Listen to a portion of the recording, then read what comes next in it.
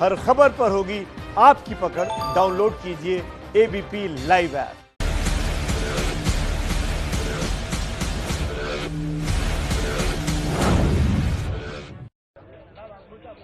नमस्कार, आप देख रहे हैं एबीपी न्यूज। आपके साथ हूं मैं रोबिका लियाकत। आप सभी का बहुत बहुत स्वागत है। इस वक्त मैं बिहार में मौजूद हूं और हम यहां पर इसलिए हैं क्योंकि अब कल तीसरे चरण के मतदान होने हैं।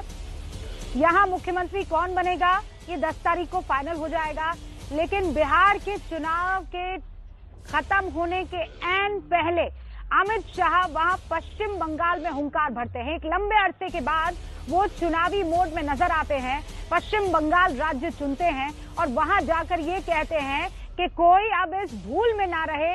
इस बार पश्चिम बंगाल में बीजेपी 2/3 बहुमत से यहां जीत दर्ज करने वाली है और उसके बाद वो बंगाल की भलाई के लिए और सोनार बंगाल के नाम पर वोट करते हैं, वोट करने की इनफैक्ट अपील करते हैं। आज जरा इसी पर चर्चा हो जाए कि बिहार और बिहार से ठीक पहले बंगाल, क्या है ये रणनीति।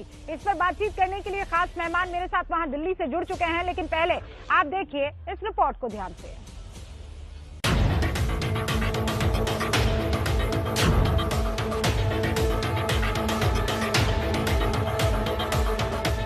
जिसको हंसना है उसको हंसने दो। मैं आपको कहकर जाता हूं 200 से ज्यादा सीटों के साथ भारतीय जनता पार्टी।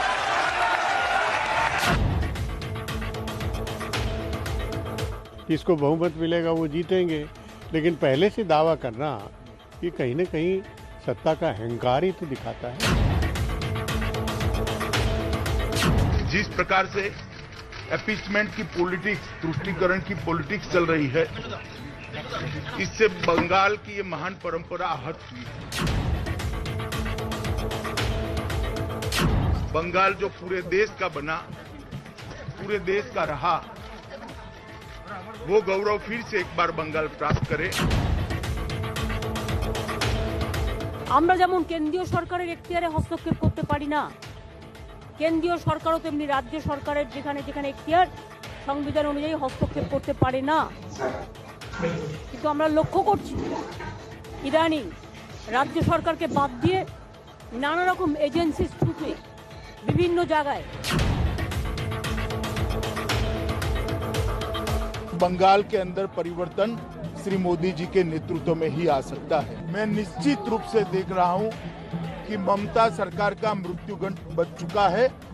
आने वाले दिनों में यहां भारतीय जनता पार्टी की 2/3 बहुमत की सरकार बनने जा रही है।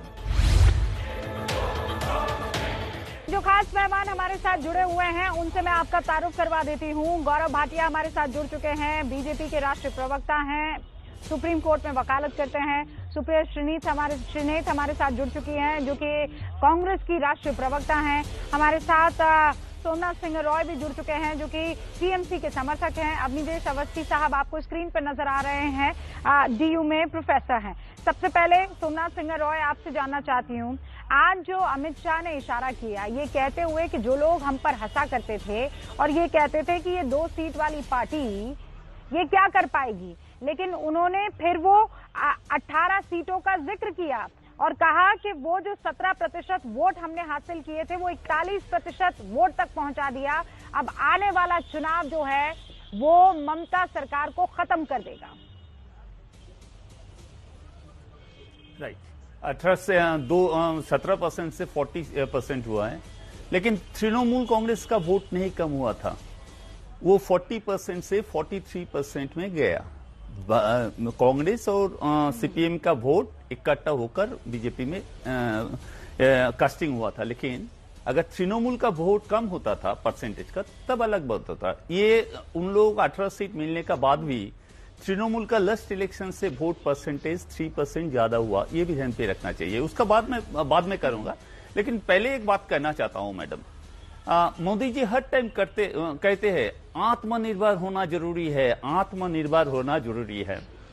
बंगाल में बीजेपी कहां आत्मनिर्भर है? कभी सिद्धार्थनाथ सिंह, कभी कैलाश विजयवर्गीय, कभी अरविंद मेनन, कभी अमित शाह जी, कभी जेपी नड्डा। आत्मनिर्भर कहां है? यहाँ पर एक भी बीजेपी लीडर नहीं है जो एक खड़ा होकर एक मीटिंग अरेंज कर सकते हैं। ये बंगाल आत्मनिर्भर जो बंगाल बीजेपी ने इसको लेकर अमित शाह जी ने 200 सीट का मांग कर रहा है। अच्छा है, अमित शाह जी एक पॉलिटिकल लीडर है, वो बीजेपी का लीडर है, वो आके ये तो बोलेंगे। मैं क्या एक्सपेक्ट करूंगा ये जब अमित जी यहाँ पर आएंगे बोलेंगे ममता जी बहुत अच्छा काम कर रहे हैं, इसको वोट दे दो। कैसे जीत हासिल करेंगे? आत्मनिर्भर मैं आ सकता हूँ रूबिका जी? जी गौरव भाटिया, धन्यवाद। रूबिका जी देखिए, सबसे पहले तो जो नेत्री सोई हुई थी उनको अमित शाह जी की 2 दिवसीय जो कार्यक्रम लगा पश्चिम बंगाल में उसने जगा दिया। मतुआ समाज के साथ अमित शाह जी ने जब वार्तालाप करी है और जिस तरह से उन्होंने भोज किया है, तो उसके बाद हमने देखा ममता बनर्जी अपनी गहरी नींद से जागी और उन्होंने कहा मतुआ समाज के लिए मैं एक विश्वविद्यालय बनाऊंगी। इससे पहले कहा था। और जो बात अमित शाह जी ने वहां जाके उठाई, आपको जान के हैरत होगी, 80 ऐसी केंद्रीय योजनाएं हैं जो पश्चिम बंगाल में लागू नहीं हो रही। जैसे किसानों के हित के लिए किसान सम्मान निधि प्रधानमंत्री जी की 6,000 रुपए मिलता है किसानों को हर क्वार्टर में, वो नहीं लागू हो रही। आयुष्मान योजना, एक गरीब को इलाज मिल जाए, 5 लाख रुपए एक परिवार का खर्चा आयुष्मान योजना में केंद्र सरकार देती है। इसका लाभ पूरे भारत में जितने नागरिक है सबने लिया, लेकिन ममता बनर्जी को क्या डर लगा, उन्होंने कहा इसको हम लागू नहीं करेंगे, अब जाके लागू करने जा रही हैं। और आज पश्चिम बंगाल की जनता बदलाव मांग रही है। वो कह रही है कि बहुत हुई है तुष्टीकरण की सांप्रदायिक राजनीति। अरे जय श्री राम का नारा लगेगा नहीं वहां क्या? चमड़ी उधेड़ दोगी, कह रही थी ममता बनर्जी। और मुसलमानों के लिए क्या कहा था बताइए? सांप्रदायिक राजनीति की हद हो गई। उन्होंने कहा था कि ये जो मुसलमान भाई हैं बहनें हैं, ये मेरे लिए दूध देने वाली गाय हैं, इनकी दुलत्ती भी मैं खा लूंगी। लेकिन प्रधानमंत्री जी की सोच है विकास की, और लोकसभा इसका सबसे बड़ा उदाहरण है किस तरह से हमने 40% से ज्यादा वोट पाए और 18 सीटें पाई। मेरे सवाल का जवाब नहीं दिया आपने। सोमनाथ सिंह रॉय पर अटैक किया, ये आपको करना भी चाहिए क्योंकि आप लोग राजनीतिक विरोधी हैं। पर मेरा सवाल ये है कि क्या पैराशूट लैंडिंग से आप वहां पर चुनाव जीत लेंगे? आप इसका जवाब दीजिएगा। ये बेहतर नहीं होगा कि मैं आप दोनों का डिबेट करवाऊं और सुप्रिया श्रीनेत और अवनीश जी कोई बात ना रख पाए। हाँ गौरव जी, एक बार मैं शुरुआत कर लूं और उसके बाद आप जवाब दीजिएगा। सुप्रिया श्रीनेत, सीधे तौर पर टीएमसी और बीजेपी के बीच ये भिड़न दिखाई दे रही है। कांग्रेस तो यहाँ भी 3-13 में, यहाँ तो फिर भी आपने तेजस्वी यादव को खोज निकाला, वहाँ ममता जी के साथ नहीं। मैं पहले कुछ बातें बताना चाहती हूँ जो ऑनरेबल होम मिनिस्टर इंडिया के वेस्ट बंगाल में है। वेस्ट बंगाल के और बंगालियों के गौरव और उनके इतिहास और संस्कृति की बात कर रहे हैं। उनको तो बिरसा मुंडा का पता भी नहीं था। किसी और की प्रतिमा पर माला चढ़ा दी और बिरसा मुंडा की फोटो को अहम वक्त पर किसी और के चरणों में रखकर उस पर भी फूल अर्पण किए गए। तो ये कौन से बंगाल की गौरव और संस्कृति और इतिहास की बात करते हैं? इन्हीं के समर्थकों ने ईश्वर चंद्र विद्यासागर की मूर्ति तोड़ डाली थी, इन्हीं के समर्थकों ने कारकू मुर्मू की इमारत तोड़ डाली थी, मूर्ति तोड़ डाली थी। तो ये बंगाल को समझते ही नहीं है। बंगाल का भला तब होगा जब बाकी देश का भला होगा। अब बाकी देश पर चुप है। मेरा तो सिर्फ इतना कहना है रूबिका जी कि थोड़ा इंतजार कर लेते हैं। 6 तारीख हो गई है, 10 तारीख को बिहार का चुनाव का रिजल्ट आ जाएगा। अपने आप इसमें लेसन होंगे बीजेपी के लिए और अमित शाह जी के लिए, क्योंकि अमित शाह जी बिहार में बिल्कुल चुप रहे, नाराज थे बिहार से, और बंगाल में जाकर ये बात कर रहे हैं। किसी से भी इनकी लड़ाई रहे, ये देश एक है और ये देश इनको बताएगा कि जो ये कर रहे हैं अपने दूसरे टर्म में उसका क्या नतीजा होगा। और बंगाल तो बहुत विकसित समाज है अपनी सोच में, अपनी परिपक्वता में, और वो दिखाएगा कि वो क्या करेगा इनके साथ। क्योंकि जिस बिरसा मुंडा बंगाल में जाकर उनकी ओके, आपने जो आरोप लगाया उसका जवाब मैं लेती हूँ। अवनीश अवस्थी जी, सुप्रिया श्रीनेत सीधे तौर पे कह रही हैं कि बिहार में तो एक दफा नहीं दिखे, एक रैली को संबोधित नहीं किया, यहाँ किसी के यहाँ भोजन करते हुए दिखाई नहीं दिया अमित शाह, सीधा पश्चिम बंगाल से शुरुआत, इसके क्या माने हैं?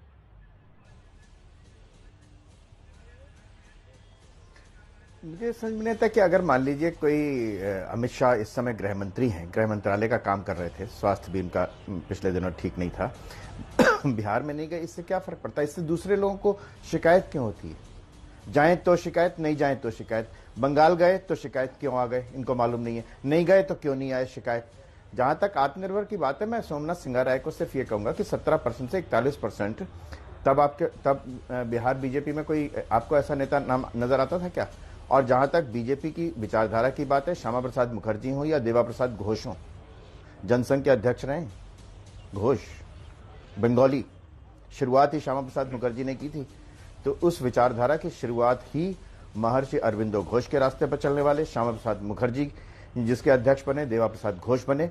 इसलिए बंगाल की कल्चर संस्कृति के बारे में यहां पर बैठ करके कम से कम बीजेपी को या इन लोगों को समझाने की जरूरत नहीं है वास्तविकता क्या है। वास्तविकता यह है कि ममता बनर्जी के कुशासन की वजह से, मैं अभी भी मानता हूं कि ममता बनर्जी ने जिस तरीके से वामपंथियों के गढ़ को तोड़ा था, उस समय हमें लगा था कि एक बहुत बढ़िया शासन बंगाल को मिलेगा। हमें बिल्कुल कतई उम्मीद नहीं थी कि बंगाल में ममता बनर्जी एक संप्रदाय को लेकर के या इतनी संकुचित और संकीर्ण राजनीति करेंगी। बंगाल की जनता इस संकुचित और संकीर्ण राजनीति नहीं, लेकिन अवनीश अवस्थी जी, ये सवाल तो लगातार पूछे जाएंगे ना गौरव भाटिया। यहाँ बिहार की जनता और खासकर जो विपक्षी पार्टियों के कार्यकर्ता हैं, समर्थक है, वोटर हैं, गौरव भाटिया ये कहते हैं कि प्रधानमंत्री नरेंद्र मोदी का वो लुक की चर्चा करते हैं, और वो कहते हैं वो लुक भी इसीलिए क्योंकि पश्चिम बंगाल में चुनाव है। कहीं ना कहीं वो रविंद्रनाथ टैगोर के लुक से उन्हें कंपेयर करने की कोशिश करते हैं। तो क्या बिहार की जीत या हार से ज्यादा फर्क नहीं पड़ता? पश्चिम बंगाल अभी सबसे ज्यादा महत्वपूर्ण है आपके लिए? देखिए रूबिका जी, ऐसा है, मैं जब कांग्रेस की प्रवक्ता को सुनता हूं तो लगता है ये अपने गिरेबान में कभी नहीं झांकती। अमित शाह जी हम सब जानते हैं कि अस्वस्थ थे कोविड की वजह से। उसके बाद जब वो पुनः स्वस्थ हुए हैं तो उन्होंने पश्चिम बंगाल जाके वहां के कार्यकर्ताओं से एक मेल बनाया है। लेकिन बिहार के चुनाव में सोनिया गांधी जी इतनी ज्यादा रैली कर रही थी, हर रोज बिहार चली जाती थी, अध्यक्षा है पार्टी की, रोज जाती थी। तो कम से कम नदारद कौन रहा चुनाव से, इस पे ज्ञान ना दे। दूसरी बात, इन्होंने बिरसा मुंडा जी की उठाई। मन का भाव क्या है आप ये मुझे बताइए। मन का भाव ये है कि वहां पे जो उनका आजादी की लड़ाई में एक संघर्ष, एक योगदान रहा, उसको याद किया। और हमारा जो उनके प्रति आदर रहे वो कम नहीं होता है। लेकिन ये पोर्ट्रेट बड़े बड़े लगाना, ये तो कांग्रेस के हेडक्वार्टर में दिखाई देता है, जहां पे सोनिया गांधी जी की तस्वीर महात्मा गांधी जी से भी 4 गुना ज्यादा बड़ी होती है। और बिरसा मुंडा जी को राहुल गांधी जी कब याद करेंगे? मैं केवल इतना कहूंगा, पिछली लोकसभा में इनकी 2 सीटें आई थी। सीपीआईएम के साथ इनका समझौता 2016 में भी हुआ था। जनता ने क्या दिया? इनका बुरा हाल कर दिया। फिर से पिछलग्गू पार्टनर बन के आजा मेरी साइकिल पे बैठ जा। उत्तर प्रदेश में साइकिल और लालटेन जलाते हैं, बिहार में अब यहाँ पे सीपीआईएम के साथ आपका अपना अस्तित्व खत्म हो रहा है। ये आपको नहीं दिखाई देता है? सुप्रिया श्रीने, गौरव भाटिया जो कहना चाह रहे हैं वो ये कि आप अपनी पार्टी को तो देख लीजिए, वो तो कहीं नजर ही नहीं आ रही है। आप आजकल बीजेपी पर ज्यादा काम कर रहे हैं और अपनी पार्टी पर भूल गए हैं काम करना। और पश्चिम बंगाल, बिहार सब जगह दिखाई दे रहा है वो।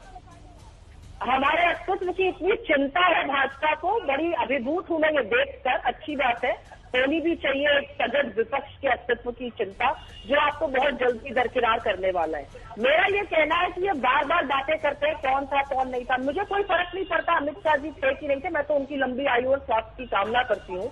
लेकिन पहुंच गए बंगाल, और बंगाल जाके फिर वही बातें जबानी जमा कर, बंगाल में नौकरी बनाएंगे, बंगाल का विकास करेंगे। अरे भाई 6 साल से तो आपकी भागदौड़ आपके हाथ में है देश का आपने कितना विकास कर लिया, कितने युवाओं को रोजगार दे दिया, कहाँ पर को पहुंचा दिया, कितना निवेश आ गया, कहाँ पर हो रही है रोजगार की बातें, वो बताएं। कहाँ पर कितना विकास हो रहा है देश में 8.2% ग्रोथ रेट थी, उसको लाकर 4 पे पटक दिया, अब तो -24 हो गई, जो रिविजन में -40 होगी। कितने लोगों को रोजगार दिया? 45 साल में सबसे ज्यादा बेरोजगारी आपके शासनकाल में। तो कौन से विकास की बात करते हैं? कुछ पूंजीपतियों का विकास करना देश का विकास नहीं होता है। देश का विकास होता है सबसे गरीब व्यक्ति का विकास करना, किसान का विकास करना। आप तो किसान की थाली पर ठोकर मार रहे हैं, किसान को सड़क बनाने की आपने तैयारी कर दी है, वही किसान आपको पाएगा। हाँ, गौरव भाटिया। गौरव भाटिया। देखिए, सबके मुंह से तो ठीक लग सकता है, लेकिन कम से कम जो पापी कांग्रेस है उसकी प्रवक्ता अगर बात करे किसान की, अरे रॉबर्ट वाड्रा पापी की पार्टी के दामाद, देश का दामाद बनाया था आपने, किसानों की जमीन हड़प लेते हैं। तो और जो स्वामीनाथन कमीशन जी की रिपोर्ट आई थी न्यूनतम समर्थन मूल्य लागू करने की, आपने नहीं लागू किया। स्वामीनाथन जी के शब्द हैं, प्रधानमंत्री जी को धन्यवाद दिया, 1.5 गुना एमएसपी करा। दूसरी बात आपने करी कि बेरोजगारी, मैंने बार बार कार्यक्रम में आपसे पूछा है, सीएमआई डेटा 2 नवंबर का कहता है 24% बेरोजगारी राजस्थान में सबसे ज्यादा, आप उस पर नहीं बोलेंगी। और विकास क्या हुआ मैं आपको बताता हूं। आज हमारा देश वो देश है जो वादा हमने किया निभाया, अनुच्छेद 370 का संशोधन करना, सीए लाना, ट्रिपल तलाक को एक क्रिमिनल ऑफेंस बनाना, राम टेम्पल का मुद्दा, और उसके बाद भ्रष्टाचार के खिलाफ जो लड़ाई। एक मिनट रूबिका जी प्लीज, मैं अपनी बात पूरी कर लूं, बहुत कम समय में अपनी बात पूरी कर लूंगा, वादा है आपसे। 1 मिनट। और भ्रष्टाचार पे मैं आपको बता दूं, आपकी सरकार में तो रोज सुबह न्यूज़पेपर में होता था एक और घोटाला, 2G, कोलगेट, CWG, जीजा जी, ये जी वो जी। हमारे में देखिए कम से कम हमने सुनिश्चित किया एक स्वच्छ सरकार जो भ्रष्टाचारियों पे कार्रवाई कर रही है। और ये देखिए इनका महागठबंधन। सिंगर रॉय साहब, अरे सर अगर आपने नहीं, मैंने सुन ली आपकी बात, आपको अच्छा खासा मौका मिला। 1 सेकंड सुप्रिया श्रीनेत। गौरव भाटिया, आप ये कह रहे हैं कि आपने बहुत रोजगार दिया, आपने बहुत काम किया, आपने सीएए रोजगार से माने नहीं रखता है, आप ये अच्छी तरीके से जानते हैं। राम मंदिर रोजगार से माने नहीं रखता है, ये भी आप बहुत अच्छी तरीके से जानते हैं। देश को आप एक दिशा में आगे ले गए हैं, लेकिन नौकरियों को लेकर तो यहाँ सबसे ज्यादा अभी बिहार में जिस सरकार के साथ आपका गठबंधन है, अगर कहीं कटघरे में खड़ी है तो नौकरी। सीएमआई राजस्थान में पूछिए सुप्रिया जी से, अरे नौकरी की बात कर रहा हूँ, बेरोजगारी 24% है राजस्थान में, पूछिए सुप्रिया श्रीनेत से। ये कौन सा चश्मा लगा? बिहार में कितनी है? बिहार में 9% कम हो गई। हाँ, बिहार में 9.8%। सीएमआई का डेटा है, 24% है राजस्थान में, झारखंड में 12% है। पूछे और उसके बावजूद यहाँ बिहार की जनता रोजगार के मुद्दे पर चुनाव लड़ना चाहती है और चुनाव में वोट करना चाहती है। इसके बावजूद यहाँ तेजस्वी यादव 10 लाख नौकरियों का वादा करते हैं। आपके ही मैनिफेस्टो में 19 लाख रोजगार के सृजन का सपना दिखाया जाता है। 1 मिनट, सपना नहीं दिखाया जाता। सुनिए, सबसे पहले जंगल राज का प्रतीक है तेजस्वी यादव। लालटेन में कोई तेल नहीं है और जनता से इनका कोई मेल नहीं है रूबिका जी। और आप मुझे बताइए, हमने अपने वादे किए, मुद्रा योजना के तहत हमने वो वादे पूरे किए, रोजगार के अवसर दिए करीब 16 करोड़ लोगों को, खासकर महिलाओं को। आप डेटा देखिए, ईपीएफ डेटा जो लेटेस्ट आया है उसमें 80 से 90 लाख नए अकाउंट खुले 1 महीने में। ठीक है, ये लेटेस्ट डेटा जो कह रहा है। अच्छा। और उसके अलावा मैं दोबारा बंगाल पे लौट के आ रही हूँ। सुनिए मेरी बात। गौरव भाटिया, सोमनाथ सिंह रॉय, आपके यहाँ किस मुद्दे पर चुनाव लड़ा जाएगा? सोनार बांग्ला आज अमित शाह ने सीधे तौर पर कह दिया है। आपके यहाँ की राजनीतिक हत्याओं को गिनाया गया है। आप जो वहाँ के तमाम मेजॉरिटेरियंस के साथ बर्ताव सरकार की तरफ से होता है, एक विशेष पार्टी को पसंद करने वालों के साथ जो बर्ताव होता है, ये बड़े मुद्दे रहने वाले, बहुत क्लियरली बता दिया गया अमित शाह की तरफ से आज। Right ma'am. पहले एक बात गौरव भाटिया जी बोल रहा था यहाँ पर किसान का हाल क्या है, मैं एक बात उनको याद दिलाना चाहता हूँ। 2011 में ममता बनर्जी पावर में आने का बाद आज तक सेंट्रल गवर्नमेंट का रिपोर्ट का हिसाब से एक भी किसान यहाँ पर सुसाइड नहीं किया है। जहां पर आपका गवर्नमेंट है 6,000 रुपया करके दे रहे हैं, वहां पर देखिए किसान कितना सुसाइड कर रहे हैं। पहली बात ये। दूसरा बात, तुष्टिकरण का बात कर रहे हैं बीजेपी वाले, ने सुन के अच्छा लगा। मुर्शिदाबाद और मालदा में 3 सीट था जहां पर मुस्लिम का परसेंटेज है 70 to 80%। वहां पर बीजेपी ने कैंडिडेट कोई हिंदू को नहीं किया, एक हुमायूं कबीर को किया जो टीएमसी से कुछ दिन पहले ज्वाइन किया, एक मुस्तफा खातून ऐसा कुछ है जिसको सीपीएम से कुछ दिन पहले ज्वाइन किया था। वहां पर हिंदू पंचायत और बीजेपी कार्यकर्ता था, लेकिन कोई हिंदू को टिकट नहीं दिया। क्यों? उन लोगों को भी मालूम था मुर्शिदाबाद और मालदा में 70% मुस्लिम वोट है, वहां पर हिंदू कैंडिडेट नहीं देना चाहिए। इसीलिए वो तो मैं बता रहा हूँ ना, ये लोग जब तुष्टिकरण का बात करते हैं बेहतर हुआ ना, सबका साथ सबका विकास सबका विश्वास। 2-3 कैंडिडेट आपको तो इस बात के लिए खुश होना चाहिए। और उसमें आ रहा हूँ, गौरव भाटिया तो बोलने का मौका देना चाहिए। आप गौरव भाटिया को दे रहे हैं, हमको भी दीजिए थोड़ा सा टाइम, मैं बता दे रहा हूँ। आपको तो दे ही रहे हैं सिंगर रॉय जी बनाने से पहले। तो अभी कौन बात कर रहा है? सोमनाथ सिंह रॉय जी क्या बात कर रहे हैं? कायदे से आपको पूरा बोलने का मौका दिया है। आप देखिए रूबिका जी, राइट रूबिका जी, हमको मैं आता हूं दीजिए प्लीज। सोनार बांग्ला बनाने से पहले सोनार गुजरात बनाइए, सोनार यूपी बनाइए। आप एक रिपोर्ट आया लास्ट रिपोर्ट में, यूपी ऐसा स्टेट है सबसे नीचे है ये हमारा जो रूल्स एंड रेगुलेशन जो वायलेट हो रहा है सबसे नीचे है यूपी, वो हमारा गवर्नमेंट नहीं है मैडम। फिर भी बोल रहा हूँ यहाँ पर हिंदू बंगाली को अलग नहीं कर सकेंगे आप लोग। यहाँ पर जो भी वोट होगा डेवलपमेंट के लिए, डेवलपमेंट क्या किया है ये सेंट्रल गवर्नमेंट हर रिपोर्ट में ममता बनर्जी को सर्टिफाई किया। ये हमारा सर्टिफाई नहीं है, ये सेंट्रल गवर्नमेंट ने सर्टिफाई किया है ममता गवर्नमेंट क्या काम कर रहे हैं नहीं कर रहा है। बस सोमनाथ सिंह रॉय जी, बस आपने सवाल पूछा, आप सवाल का जवाब भी तो लेने दीजिए ना। गौरव भाटिया शुरुआत आप जवाब से ही कीजिएगा, एक ब्रेक ले रही हूँ। तो फिर श्रीनेत आपका जो फ्रेम है वो फ्रीज हो रहा है बार बार। मैं कोशिश करती हूँ आने की। अभी बात हो रही है पश्चिम बंगाल में अमित शाह के दौरे की। यहाँ बिहार में कल आखिरी चरण का मतदान है।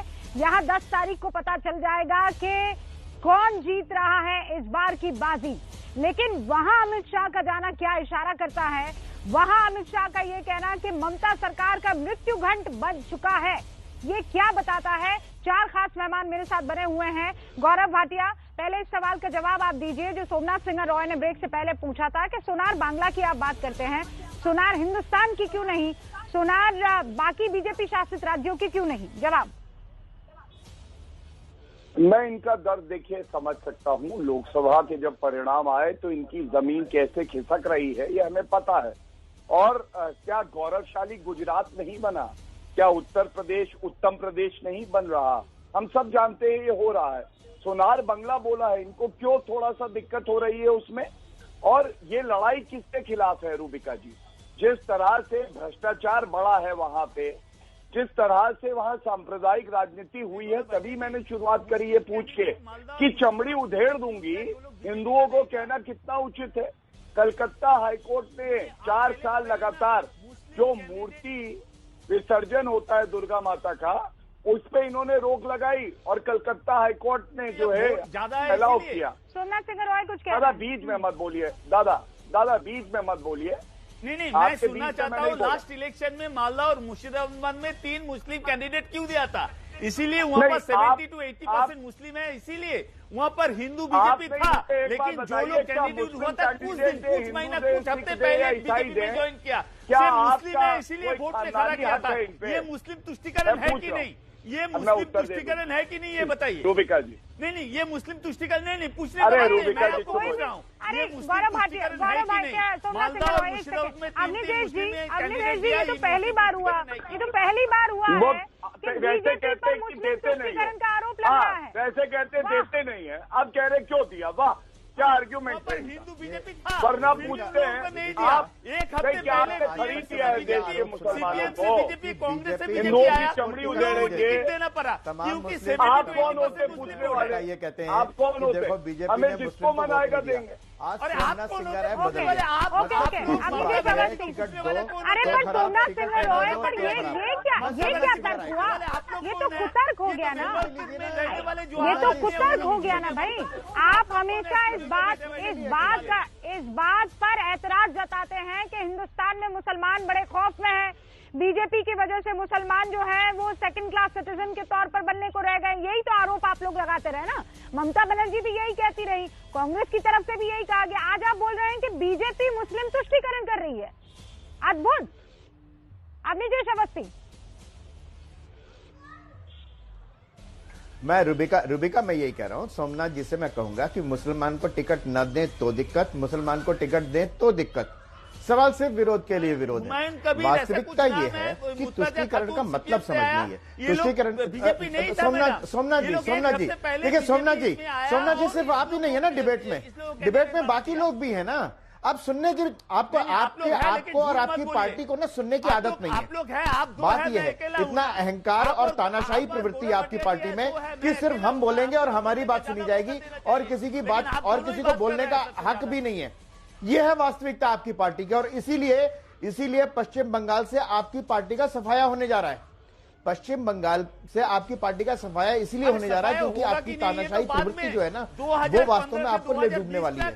आप कट मनी क्या है, ऑनलाइन आप जानते हैं, पंचायत में और लोकल बॉडीज के इलेक्शन में उम्मीदवार नॉमिनेशन तक नहीं फाइल कर सकता। कोर्ट को, हाई कोर्ट को, कोलकाता हाई कोर्ट को कहना पड़ा ऑनलाइन करिए। तो उस प्रदेश में जहां लोकतंत्र इस हद तक गिरा हुआ है, इस हद तक लोकतंत्र की हत्या हो चुकी है कि उम्मीदवार नॉमिनेशन फाइल ना कर पाए। और सोमनाथ जी देखो, आप बोलते रहेंगे, आप चाहते हैं कि मेरी बात ना सुने। आप जब बोलते हैं मैं नहीं बोलता हूं, मैं चाहता हूं कि आपकी बात सुने, आपकी गलत बात सुने जनता, लेकिन आप मेरी सही बात नहीं सुनने देना चाहते। ये तो गलत बात है ना, आपकी बात नहीं सुन रहा। सीधी सी बात है रूबिका, वास्तविकता यह है कि लोकसभा चुनावों में जिस प्रकार से भाजपा का ग्राफ जो रहा है, सवाल पूछने का मौका दिया, बड़ी साफ सी बात है आक्षेप लगाने का मौका दिया। विधानसभा चुनावों में बीजेपी सरकार बनने जा रही सुप्रिया है। श्रीनेत जी भी तो सुन रही है ना। तो ये कैसा डिबेट हुआ? वो अपनी बारी का इंतजार कर रही है, आप भी रुक जाइए, आप भी अपनी बारी का इंतजार कीजिए। किस बात की आतुरता, किस बात का क्वेश्चन है, मैं वो पूछ रहा हूँ रिपीटेडली, लेकिन कोई आंसर नहीं आ रहा है। रूबिका एक लाइन में बता दूं, लोकसभा चुनावों में जिस प्रकार से बंगाल की जनता ने भाजपा का साथ दिया है, उससे ये बिल्कुल स्पष्ट प्रतीत हो रहा है, बिल्कुल स्पष्ट हो चुका है कि विधानसभा चुनाव तृणमूल का 43% वोट मिला है 40% ग्राउंड लेवल पर लोगों का जो गुस्सा है ममता सरकार के प्रति, वो बहुत ज्यादा है, जिसको अभी तक ये अनुभव नहीं कर पा रहे हैं। शायद वोकल नहीं है अभी वो, लेकिन गुस्सा अंदर ही अंदर जो है वो बटन से निकलेगा, वोट के रूप में परिवर्तित होगा। आत्मनिर्भर नहीं है आपका पार्टी, आत्मनिर्भर नहीं है। सर मुझे बोल लेने दीजिए। रूबिका जी, मेरा सिर्फ ये कहना है कि कभी कभी थोड़ी हंसी भी आती है, कभी थोड़ा दुख भी होता है कि उत्तर प्रदेश को उत्तम प्रदेश कहा जाने लगा है। उत्तर प्रदेश का क्राइम रेट, उत्तर प्रदेश में जो महिलाओं के साथ हो रहा है, उत्तर प्रदेश में जो अर्थव्यवस्था की स्थिति, उसको उत्तर प्रदेश, भाई ऐसा राजस्थान और केरल नंबर 1 पर है। ये उत्तर प्रदेश का नहीं है सर। मैं आपके बीच में तो बोली नहीं थी। I think you also need the same courtesy. ये तो काम आपको ऑफर करना चाहिए। मुझे ये पूछना है कि भाजपा अपने बारे में क्यों नहीं बात करती है? भाजपा जब कहीं जाती है तो अपने शासित प्रदेशों के बारे में क्यों बात नहीं करती? जो मुद्दे हैं उसके बारे में क्यों नहीं बात करती? बिहार में जाकर बोल दिया 19 लाख रोजगार बनाएंगे। आपने 2014 मई से आज तक कितने रोजगार पूरे देश में बनाए हैं? आपने कितने कल कारखाने बंद करा दिए? आपने कितनी प्राइवेट कंपनियां अडानी जी को चाबी दे दी हाथ में, वो बताइए। सारे के सारे एयरपोर्ट आपने प्राइवेटाइज कर दिए, रेलवे आपने बंद रखा हुआ है क्योंकि आपको प्राइवेटाइज करना है। सुप्रिया श्रीनेत, एक मिनट, आप ये कह रही हैं कि जो चीज अब निजेश अवस्थी ने की, वो चीज वो सिंगर रॉय के साथ की, वो आपके साथ करनी चाहिए। अब आप भी वही चीज दोहरा रही है ना। आप क्यों बीजेपी कर रही हैं? आप कांग्रेस की बताइए ना। कांग्रेस पश्चिम बंगाल में कहाँ है? मैं देखिए हम तो पश्चिम बंगाल नहीं गए, आज अमित शाह जी गए हुए ना, उसी को आप डिबेट कर रही हैं। अमित शाह जी मुंडा को नहीं पहचानते। अमित शाह जी विद्यासागर की मूर्ति तो वहां देते हैं। अमित शाह जी के बारे में तो आप मुझे ये बताइए कि जो लोग गोडसे की पूजा करते थे वो उनकी सरकार में शामिल है क्या? महात्मा गांधी की बात करते हैं। मोदी जी ने खादी ग्राम उद्योग के कैलेंडर से महात्मा गांधी को निकाल कर अपनी फोटो लगवाई। Okay, Gaurav Bhatia, 30 second. ठीक है सुप्रिया जी, ठीक है, जवाब दीजिए। गौरव भाटिया जवाब दीजिए। देखिए, पिछलग्गू पार्टी की प्रवक्ता क्या बताएंगी कांग्रेस पार्टी के बारे में? अरे डंके की चोट पे कहते हैं अकेले अपने दम पे चुनाव लड़ रहे हैं या नहीं लड़ रहे हैं? हिम्मत है आपकी, लड़के दिखाइए। बिहार में 70 सीटों पे लड़ी थी जहां सीपीआईएम के साथ है।